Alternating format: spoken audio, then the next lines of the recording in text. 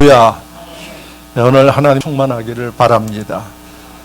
코로나로 1년 내내 눌려 살다 보니까 사람들이 어둡고 또 힘들어하고 그러는데 예수를 믿는 저와 여러분들은 더 밝게 살고 또 힘있게 사는 지혜로운 분들이 되시기를 바랍니다. 지난 주간에 제가 여러분들에게 말씀을 드리기를 그전에는 우리가 좀 악수하면서 인사를 했는데 악수는 못해도 인사 정도는 나누면서 우리가 웃으면서 인사하고 그렇게 삽시다. 그래서 지난 주간에 손으로 하트 모양을 하면서 자, 다 한번 해보시기 바랍니다. 하트 모양. 네. 자, 이거 자, 다 보셨어요. 앞에서 자꾸 쓰는 걸 이야기하니까. 자, 옆에 있는 분들과 사랑합니다. 감사합시다. 네, 멀리 있는 분들에게도 좀 날리시기를 바랍니다. 사랑합니다. 감사합니다. 네.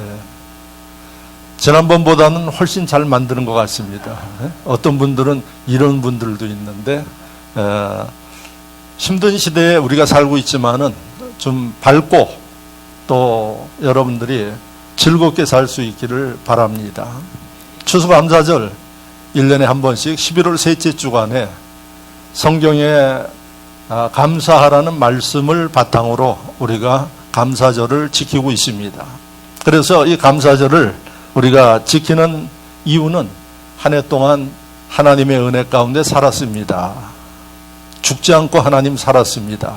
이 감사하는 마음으로 하나님 앞에 예배드리고 또 우리의 마음을 표하고 물질을 드려서 감사하는 게 바로 추수감사절 예배고, 그런데 2020년도 특별히 올해는 뭐 그렇게 감사할 게 있을까 하는 분들도 계실 겁니다.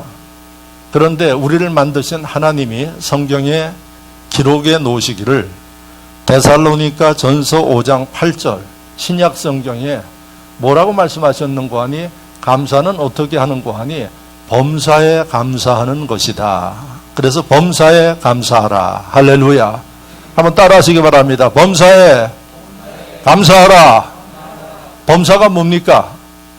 좋을 때도 어려울 때도 기쁠 때도 슬플 때도 우리를 만드신 하나님께서 감사하면서 살아라. 이렇게 말씀하고 있어요. 그러니까 2020년도는 우리나라뿐만 아니라 전 세계가 힘들어하고 있어요. 그런데 하나님의 이 말씀에 의하면 그래도 우리는 감사하면서 살아야 한다 하는 것을 깨달을 수 있죠. 그래서 올해도 우리가 예외 없이 하나님 앞에 감사하는 그러한 추수감사절기로 모이고 예배드리고 있는 것입니다. 자, 범사에 우리가 하나님 앞에 감사하라고 하나님이 우리에게 가르치고 계시는데 왜 하나님은 우리에게 그렇게 감사하라고 가르치고 있는가? 그것도 힘들 때 힘들다고 표현할 수 있는데 감사하라고 그렇게 가르치시는가? 이유가 두 가지가 있습니다. 그 첫째 이유는 뭔고 하니 하나님의 은혜를 잊지 않도록 하기 위해서 감사하라 이렇게 일러주고 있습니다. 사람들이 제일 못된 사람 중에 한 부류가 뭔고 하니 은혜 망덕한 사람이 못된 사람입니다. 필요할 때는 그냥 요청하고 자기의 필요가 채워주면은 잊어버리는 이러한 사람들. 그 사람들은 다시는 그러한 도움과 은혜를 얻을 수가 없는 겁니다. 그래서 하나님이 우리에게 어려울 때도 감사하라는 말씀은 어떤 의미가 있는고 하니 바로 앞으로도 그런 일을 당할 수 있는데 그럴 때 하나님이 도와주실 수 있는 겁니다. 그래서 감사하는 사람들만이 얻을 수 있는 분복, 그게 첫 번째 이유입니다. 그리고 여러분들이 기억해야 할 일은 이 땅에 여러분들이 태어났을 때에 아무것도 가지고 태어난 것이 없습니다. 그런데 지금 우리의 모습을 보면 가진 게 너무 많습니다. 제가 너무 많다고 이야기를 했습니다. 그런데 아멘하는 분들이 한 분도 안 계시네요. 구조가 되는 얘기죠. 그런데 여러분, 욕심 부리지 마십시오. 욕심 부린다고 되는 거 아니고, 감사하는 사람들 위해 하나님은 더욱더 은혜를 알기 때문에 주시고 인도해 주심을 믿으시기를 바랍니다. 한번 곰곰이 생각해 보십시오. 너무 많습니다. 우리가 하나님 앞에 받은 것, 지금 우리가 누리고 있는 것들을 생각하면 참 하나님의 은혜요 축복이다. 그래서 은혜를 잊지 말고 살아라. 그래서 하나님이 우리에게 감사하라, 이렇게 일러주고 있습니다. 그래서 2020년도 많은 것들을 잃어버린 가운데 우리가 살고 있지만은 돌이켜보면은 그래도 우리가 오늘 이렇게 모여서 건강하게 예배드릴 수 있는 것이 축복이고 은혜입니다. 제가 지난 주간에 병원을 방문하고 돌아왔는데, 이 어렵고 코로나가 위협하는데도 사람들이 바글바글 합니다. 그런데 저나 여러분들 그러지 않고 살 수 있는 것, 다른 거 다 잃어버리고 그거 하나만 봐도 저는 너무 감사했어요. 병원에 보면 병실에 입원한 사람들이 자리가 없어서 못 들어간다. 그러니 여러분, 하나님의 은혜 가운데 사는 것, 여러분들이 감사하실 수 있어야 됩니다. 자, 두 번째, 하나님이 왜 우리에게 그렇게 감사하라고 말씀하셨는가? 우리에게 더 좋은 것을 주시기 위해서 하나님이 감사하라고 가르치시고 있다 하는 것을 잊지 마시기를 바랍니다. 그래서 고린도후서 9장 12절 말씀을 보면 신약 성경에 이렇게 기록하고 있어요. 하나님께 드리는 많은 감사로 말미암아 넘쳤느니라, 이렇게 돼 있어요. 하나님 앞에 감사를 하면 할수록 하나님께서는 우리에게 넘치는 은혜와 축복을 허락하시는 게 고린도후서 9장 12절 약속의 말씀입니다. 그래서 우리에게 더욱더 좋은 것으로 주시고 축복하시기 위해서 하나님께서 이 감사하라고 말씀하셨는데, 바로 여러분들이 감사해야 할 이유가 여기에 있습니다. 오늘 본문도 보면 하나님께서 분명히 말씀하고 있습니다. 9절에 하나님을 공경하라. 공경하려는 이 말씀의 의미는 조심스럽게 하나님 앞에 섬기도록 하라 하는 얘기인데, 공경하는 자세에 두 가지를 말씀하고 있습니다. 내 재물로, 또 내 소산에 처음 이긴 것을 드리면서 공경하라. 이 얘기는 무슨 얘기입니까? 하나님의 은혜를 생각하며 감사하는 마음을 가지고 내 재물과 처음 소산물, 여러분들이 뭐든지 처음 것은 애착이 아주 강합니다. 그래서 이 처음 것을 소중히 여겨요. 근데 하나님을 공경하는 너희의 자세는 이렇게 주신 것에 대해서 감사하면서 소중한 것을 하나님 앞에 드리면서 이렇게 공경하도록 하라. 지난 주간에 여러분들이 잘 아는 하늘의 감리교회 지국찬 목사님 교회에 그 부속실을 리모델링을 했어요. 그러니까 완전히 새로 해서 거기를 이 식당 겸 카페식으로 아주 잘 꾸렸습니다. 그래서 제가 지난 주간 거기에 일부러 가서 좀 함께하고 그렇게 하면서 식사를 나눴는데, 그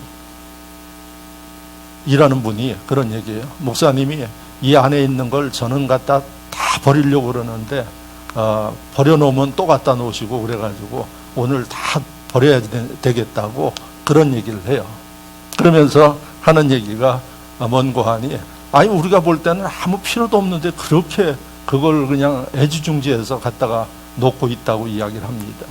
그게 사람의 마음이고 나이 들어갈수록 그런 마음이 발동을 한다고 합니다. 그래서 제가 대학원 다닐 때 그 주임 교수가 자기 부인하고 시어머니하고의 갈등 관계를 이야기하는 것을 지금도 기억하는데, 바로 깨진 바가지 있잖아요. 그 우리가 박 퍼서 만드는 바가지. 그 바가지 깨져가지고 아파트로 이사 가서 버려야지 되는데, 자기 그 어머니, 그러니까 시어머니는 그 바가지가 깨져가지고 실로 이렇게 꼬매가지고 하는 건데, 물품은 물도 새는 바가지인데 며느리가 그거 갖다 버리니까 그걸 다시 가지고 왔대요. 그래가지고 이 며느리가 심각하게 이야기를 하더라는 거예요, 남편한테. 그 남편이 장로님인데, 그 장로님이 연대 그 심리학과 교수인데 그분이 이렇게 이야기를 했대요. 여보, 당신이나 나도 나이 들면 다 그래. 그게 사람의 심리니까 바가지 어머니 가져가도록 그냥 놔두고 당신 그거 가지고 신경 쓰지 마십시오. 그분은 우리나라의 유명한 병원의 의사예요, 여자분도. 그래서 나중에 자기 부인이 그것을 양보하고 바가지를 가져갔다고 합니다. 그런데 여러분, 그 조그만 거 하나 깨진 바가지도 사람이 애착을 가져요. 그런데 오늘 본문에 보면 하나님께서 말씀하시기를 바로 내 재물과 또 처음 익은 것을 하나님 앞에 감사한 마음으로 드리면서 하나님을 섬겨라, 이렇게 말씀하고 있습니다. 하나님이 그게 필요할까요? 그런데 오늘 10절에 보니까 그렇게 하신 이유가 뭔고 하니 우리에게 하나님이 축복하시기 위해서 그러셨다. 그래서 10절 말씀을 여러분들이 보시면 그렇게 하면 내 창고가 가득하고, 할렐루야, 그냥 채우는 게 아니라 가득 채워주시고 그 다음에 새 포도즙이 넘친다 이야기를 하고 있어요. 채우는 게 아니라 넘치도록. 이게 하나님이 우리를 향한 하나님의 마음입니다. 할렐루야. 그래서 하나님이 우리에게 감사하라 하신 이유는 두 가지예요. 은혜를 잊지 말고 살아라. 그리고 하나님께서는 우리에게 좋은 것으로 채워주시는 정도가 아니라 넘치게 하시기 때문에 하나님이 가르침대로 감사하면서 살도록 하라. 이게 오늘 이 말씀의 핵심입니다. 그럼 저는 오늘 여러분들에게 구체적으로 하나님이 감사하는 사람들을 축복하시는데 어떤 축복을 주시는가 좀 구체적으로 여러분들에게 말씀을 드릴 때 2020년도 이 감사절을 통해서 여러분들 삶 속에 더 하나님의 큰 은혜와 분복을 누리는 모든 분들이 되시기를 축원합니다. 그 첫째는, 감사는 여러분들의 믿음을 성숙하게 만듭니다. 할렐루야. 성숙한다는 얘기는 성장할 뿐만 아니라 그 다음에 완숙해지는 과정을 이야기하는 겁니다. 그러니까 여러분들이 감사하면 할수록 어떤 변화가 일어나는 거 아니? 믿음의 변화가 일어나요. 믿음이 성장하고 인격은 성숙되어지는 일들이 벌어진다는 겁니다. 그리고 감사하는 사람의 그 삶을 보면 여유가 있어요. 근데 여러분들 살아가면서 주변을 보시면은 불평하고 원망하고 두려워하고 초조한 이 사람들의 모습을 보면 마음의 여유가 없어요. 또 남을 배려하고 생각할 그러한 여유가 없어요. 그러니까 항상 쫓기듯이 인생을 살아요.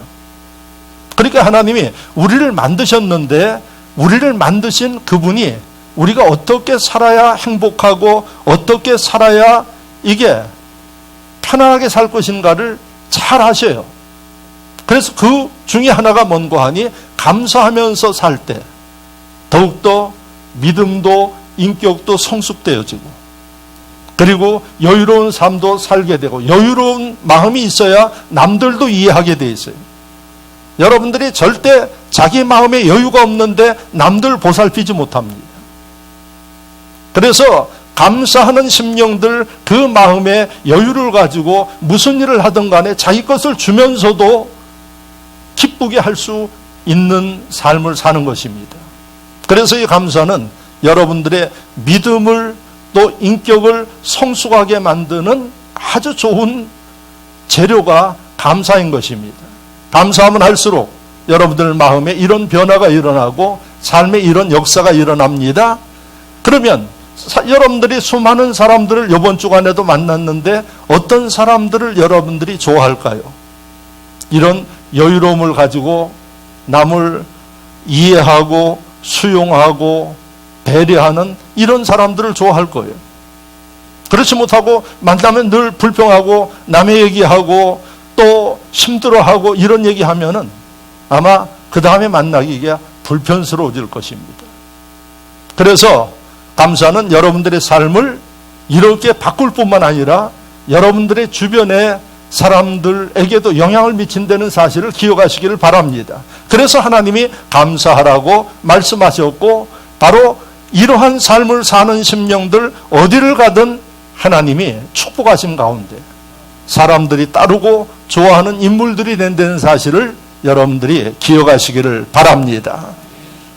제가 1998년도 지금부터 22년 전에 아프리카 방문을 했습니다.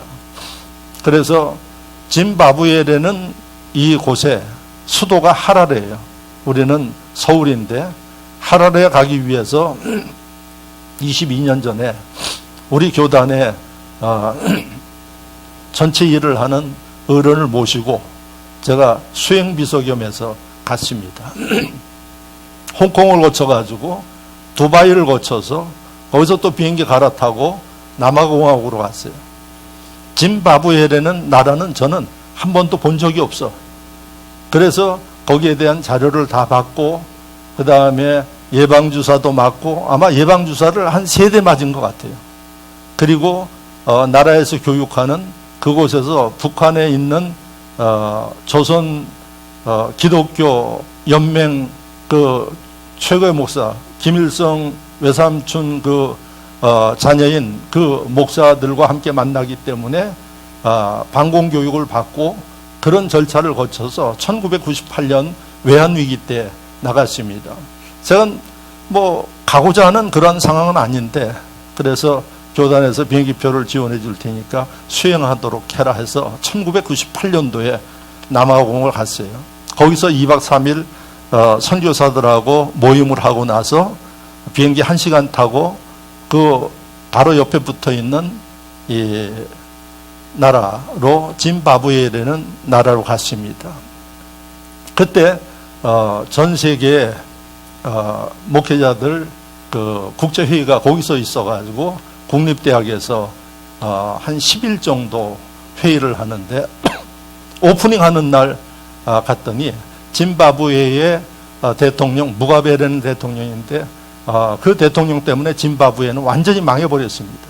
그래서 그 대통령 말로가 좋지 않게 아마 끝났는데 그 대통령이 축하하기 위해서 왔고 그 다음에 남아공의 그 만델라 넬슨 만델라 대통령이 거기에 왔어요. 그래서 함께 사진도 찍고 이야기도 하는데 두 대통령이 오는데 무가베는 독재 통치를 하기 때문에 무장 경호원들이 기관단총을 들고 이러고 다녀요. 우리는 대통령이 가도 권총만 보여도 난리를 치는데 아예 차에도 기관단총을 달고 오고 안에도 이렇게 들고 들어오는데 넬슨 만델라 대통령이 들어올 때는 전혀 그런 게 없어요. 그리고 누구든지 악수하고 사진 찍고 이렇게 하면서 또 전혀 두 사람이 달라요. 이렇게 한 사람은 결국은 제가 보니까 나라를 말아먹었고 그 인생도 그야말로 비참하게 끝났어요. 그런데 넬슨 만델라 대통령은 95세까지 살았어요. 2013년도까지 살았는데 건강하게 그 다음에 전 세계가 그 죽음을 애도하면서 이렇게 두 사람의 삶이 완전히 대조지는 이런 모습이에요. 근데 제가 감사는 믿음과 인격을 성숙하게 한다 하는 말씀에서 왜 이야기를 하는가 하니 이분은 1963년도 백인들에게 탄압받아가지고 감옥에 갇혔어요. 흑인 인권을 운동을 하다가 27년간 감옥에 있었어요. 그러니까 63년도 들어가서 27년간 있었으니까 얼마 만에 나왔습니까? 90년대에 나온 거 아닙니까? 90년대에 나오는데 전 세계의 사람들이 그를 석방하라고 그 당시에 탄원을 넣고 그러는 가운데 그가 감옥에서 나오고 있었습니다. 그때 이 만델라 대통령 나이가 70세가 넘어갔어요. 그리고 27년간 감옥살이를 했으면은 아주 바짝 늙었고 이럴 줄 알았는데 아주 당당하게 그러고 걸어 나오는 거예요. 그래서 기자가 질문을 했어요. 어떻게 다른 사람들은 5년만 있어도 감옥에 있으면 완전히 늙어가지고 힘 빠져서 나오는데 27년간 있었는데 어떻게 그렇게 정정하시고 이 당당하게 나오십니까? 하고 물었더니 넬슨 만델라 대통령이 이렇게 대답했습니다. 수많은 세계 기자들이 이 보고 있는 가운데 나는 감옥에서 하나님께 늘 감사했습니다. 여러분, 감옥에서 무슨 감사의 조건이 있어요? 그런데 늘 감사했대요, 감옥에서. 그리고 하늘을 보고 감사하고 땅을 보고 감사하고 물을 마시며 감사하고 음식을 먹으며 감사하고 강제 노동을 하면서도 감사했대요. 왜 그랬을까요? 자기가 건강하게 비록 감옥에 있지만은 살아서 움직이고 감옥에 나갈 수 있다는 이 희망을 가지고 이렇게 원망하고 증오하고 분노하고 사는 게 아니라 모든 거 다 내려놓고 감사하면서 살았대요. 그랬더니 자기가 그렇게 건강한 70이 됐는데도 건강한 모습으로 나왔다. 제가 1998년도에 만났으니까 80세 넘었을 때 제가 만났어요.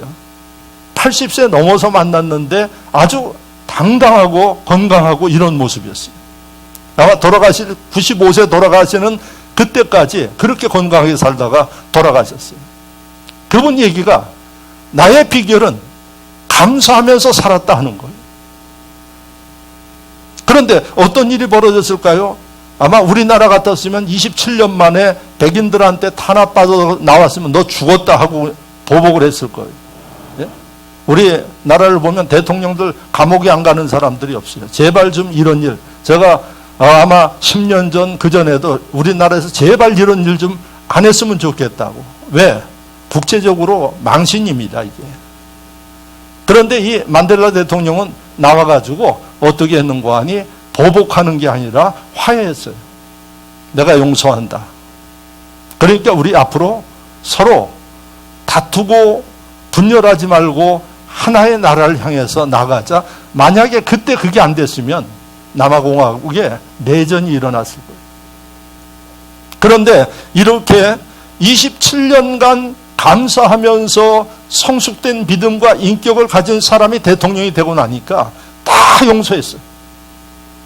여러분, 27년간 탄압받는 사람이 용서하는데 용서 못할 사람이 어디 있어요?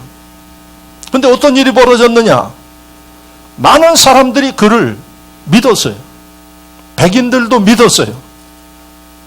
그래서 지금 남아공화국은 아주 백인과 흑인이 공존하는 평화스러운 그런 나라로 잘 움직이고 있어요. 할렐루야. 그러니까 여러분, 감사하지 못하고 원망과 분노 가운데 있다 나왔으면 싸움 났을 거예요. 그리고 수많은 사람이 죽었을 거예요. 그런데 감사가 한 사람을 이렇게 바꿔놨고 한 사람이 바뀌니까 나라가 바뀌었어요. 그리고 그는 죽을 때까지 세계에 존경받는 대통령, 1993년도에 노벨 평화상을 받았어요. 감사는 여러분들의 삶을 이렇게 바꿔놓습니다. 2020년 한 해 동안 어떻게 사셨나요? 또 지난 한 주간 어떻게 사셨나요? 하나님 앞에 범사에 감사라고 하셨습니다. 여러분들, 이 하나님의 말씀은 우리를 만드신 분의 말씀이기 때문에 틀림없습니다. 이제부터라도 여러분들이 하나님 앞에 감사하면서 하나님을 기쁘시게 하면서 살아나가는 지혜가 있기를 축원합니다. 두 번째 감사는 오늘 말씀에 보니까 여러분들의 삶을 풍요롭게 만듭니다. 여러분, 잘 살기 위해서 노력하시죠? 그리고 열심히 여러분들이 일도 하시죠? 여러분들의 노력도 중요한데 하나님이 돕지 아니하면 되어지질 않아요. 많은 분들이 그럽니다. 우환만 없으면 잘 살 것 같다고 이야기를 해요. 그런데 그 우환은 사단이 여러분들을 무너뜨리기 위해서 갖다 주는 거예요. 이걸 막을 수 있는 것은 하나님 능력과 역사가 아니면 못 막아요. 여러분들이 막을 수가 없어요. 24시간 눈 뜨고 여러분 경기하시겠습니까? 얼마 전에 대한민국에 저 동부전선에 강원도 쪽에 철책이 뚫려가지고 난리가 났어요. 보니까 북한에 민간인이 들어왔다고 이야기를 합니다. 정확한 건 잘 모르겠어요. 신문에 그렇게 나왔으니까. 여러분, 거기에 철조망 쳐놓고 감시 카메라 해놓고 초병들이 눈에 불을 켜고 하는데도 뚫려요. 그것도 군인이 뚫은 게 아니라 민간인이 뚫고 나왔대요. 마귀는 여러분들을 무너뜨리기 위해서 존재해요. 그런데 여러분, 이것을 여러분들의 힘으로 막을 수 있나요? 못 막아요. 하나님이 우리를 지켜주셔야 돼요. 그래서 하나님이 우리에게 약속하고 있어요. 졸지도 않고 주무시지도 않고 하나님이 우리를 지켜주신대요. 그러면 하나님이 누구나 다 지켜주나요? 하나님 뜻대로 사는 심령들을 지켜주는 거예요. 그래서 우리가 이렇게 건강하게 살 수 있고 수많은 사건 사고가 있지만은 은혜 가운데 사는 거예요. 믿으시면 아멘. 이것을 감사할 수 있어야지 돼요. 이것을 여러분들이 깨달을 수 있어야지 돼요. 그리고 이것을 믿으셔야지 돼요. 그래서 우리가 하나님 앞에 감사할 때 하나님께서는 더 축복하시고 은혜를 베푸신다는 사실을 믿으시기를 바랍니다. 하나님은 우리가 잘 되기를 원하셔요. 그래서 우리가 하나님 앞에 감사하면서 하나님 뜻대로 움직여 나가면 내가 좀 부족해도 부족한 것은 하나님이 채워주셔요. 그리고 하나님이 더욱더 여러분들의 삶을 알게 하시고 이끌어 주신다는 이 믿음을 가지고 살 수 있기를 주의 이름으로 축원합니다. 그래서 오늘 본문에도 보니까 하나님께 감사하면서 재물과 나의 소중한 것을 드릴 때 하나님은 차고 넘치게 채워주신대요. 그냥 받은 만큼 주시는 게 아니라 넘치게 채워주세요. 이런 역사가 여러분들 삶 가운데 있기를 축원합니다. 요한복음 6장을 보시면 오병이어의 기적이 기록되어 있어요. 오병이어의 기적이라는 것은 사람들이 예수님의 설교를 듣기 위해서 수천 명이 모였어요. 그런데 저녁 때가 돼서 시장에, 근데 그 들판에는 밥집이 없어요. 그러니까 그 사람들을 먹여야지 돼. 근데 어디서 그 많은 음식을 가져오겠어요? 제자들이 가서 군중들 돌아다니면서 보니까 어린아이가 도시락을 하나 가져왔는데 보리떡 5개와 물고기 2마리가 있었어요. 그래서 오병이어예요. 예수님이 가져왔어요. 예수님, 이것밖에 없습니다. 이 많은 사람들 먹이려고 아주 눈을 크게 뜨고 찾아봐도 이것밖에 없습니다. 여러분, 보리떡 5개하고 물고기 2마리를 가지고 수천 명을 어떻게 먹입니까? 이거는 불가능한 얘기예요. 그런데 예수님이 그것을 보시고 어떻게 했는가 하니 요한복음 6장 11절을 보면 하늘을 우러러 축사하시고 그 다음에 떼어주라 그랬어요. 할렐루야. 축사가 뭡니까? 축사가 하나님 앞에 감사한다는 뜻이에요. 영어로 보면 give thanks라고 기록되어 있어요. give, 주다, 드리다. thanks, 감사하다. 그러니까 예수님이 축사하셨다는 얘기는 하나님 앞에 감사를 드렸다는 얘기예요. 그랬더니 그때 기적이 일어난 거예요.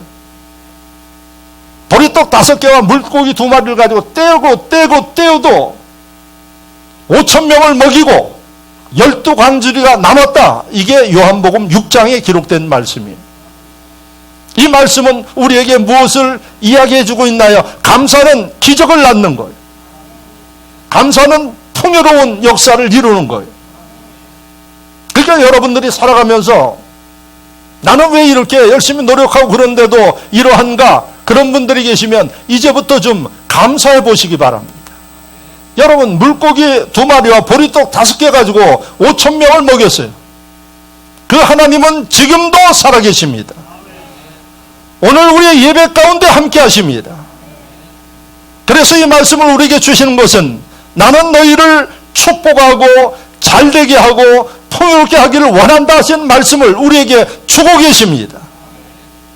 그래서 우리는 하나님 앞에 이런 마음을 가지고 하나님께서 가르침대로 감사할 때 여러분들 삶이 앞으로 더욱더 풍요로워지고 내가 생각하지 못하는 이런 능력과 일들이 일어난다는 사실을 믿으시기를 축원합니다.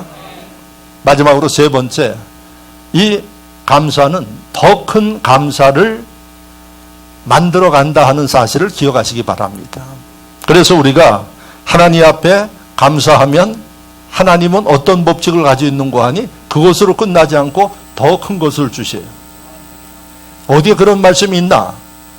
신약 성경 갈라디아 6장 말씀을 보면 심는 대로 거둔다는 말씀이 나와요. 할렐루야. 심는 대로 거둬요. 그게 하나님 만드신 이 세상의 자연의 법칙이죠. 지금 여러분들이 저 왼쪽을 보면 밭이 있어요. 그 밭에 지금 배추가 심겨져 있고 무가 심겨져 있어요. 그 배추무는 어린이집 아이들 이제 11월 말 정도 되면은 애들이 다 수확해가지고 가져와서 선생님들하고 김장할 거예요. 그 어린이집에서 아이들 수확하고 김장하는 거 이거 다 학습이에요. 그래서 아주 잘 자라고 있어요. 근데 저 배추 심기 전에 저기에 뭐 심었는고 하니 여러 가지 심었어요. 그 가운데 제가 올해 처음 밭에서 본 게 뭔고 하니 콩을 많이 심어놨더라고요, 선생님이. 그래서 배추 심기 전에 콩을 다 거두는데 콩 중에 이상한 콩이 있는 거예요. 제가 못 본 콩이. 콩도 여러 가지 있죠. 뭐 큰 것도 있고 조그만 것도 있고 그러는데 이상해요. 색깔도 이상하고.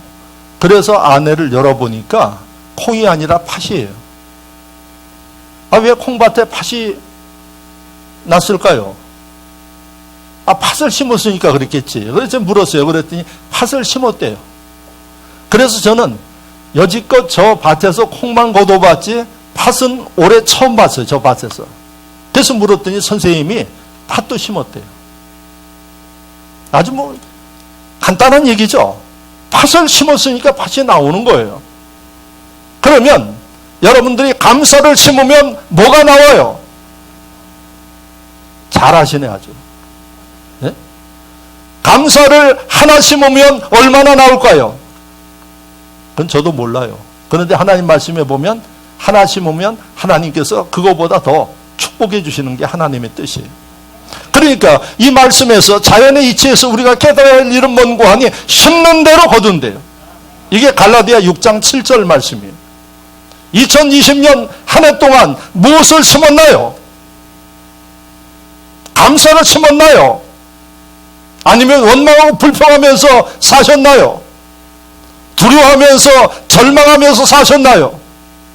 제가 볼 때는 대한민국 특히 교회 다니는 사람들 가운데서도 코로나 때문에 두려워가지고 위축되고 신앙생활도 제대로 못한 분들 많습니다. 심은 대로 거둬요. 그러나 코로나 시대에 살지만은 우리가 철저하게 지키고 방역하고 우리를 관리하고 세상 할 일들 하고 하나님 섬기고 여러분 그러면 코로나가 여러분들을 틈타고 싶어도 틈탈 수가 없어요. 왜? 내가 관리하는데. 그리고 여러분들이 들어와서 예배드리는 이 교회요. 이 주일이 지나면 한 주 동안에 완전히 다 뒤집어져요. 방역하느라고.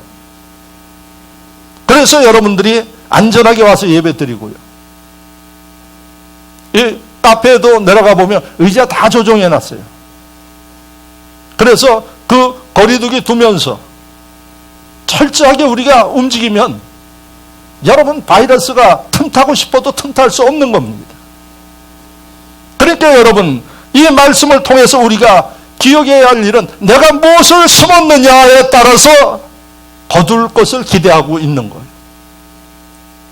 이게 하나님의 법칙이고 그래서 감사를 심으면 하나님은 더 큰 감사를 거두게 하신다 하는 사실을 믿으시기를 축원합니다. 축원합니다. 그럼에도 불구하고 자기 감정 통제가 되지 않아서 여러분 불평하고 원망하고 정죄하면서 좋은 것을 기다리고 있어요. 천만에요. 하나님의 눈은 아주 정확하십니다. 여러분들이 속에 있는 것을 표현하지 않아도 하나님 다 아셔요. 그래서 하나님께서 심은 대로 거두게 해주셔요. 그래서 여러분들이 마음속에 이런 것은 다 물리치고 좀 어려워도 하나님 감사합니다. 앞으로 잘 될 줄로 믿고 감사합니다. 이런 지혜와 결단이 있어야 됨을 깨닫기를 축원합니다. 누가복음 17장에 보면은 10명의 문둥병자들, 나환자라 그래요. 문둥병자 10명이 몰려서 살고 있었어요. 그러니까 그 당시에 문둥병에 걸리면 집에 있지 못하고 다 성 밖으로 쫓겨났어요. 그래서 그들은 거기에 살다가 치료되면 다행이고 안 되면 거기서 자기들끼리 있다가 죽는 겁니다. 누가복음 17장 말씀을 보면 10명의 문둥병 환자들이 있다가 예수님을 보고 예수님에게 고쳐달라고 그랬어요.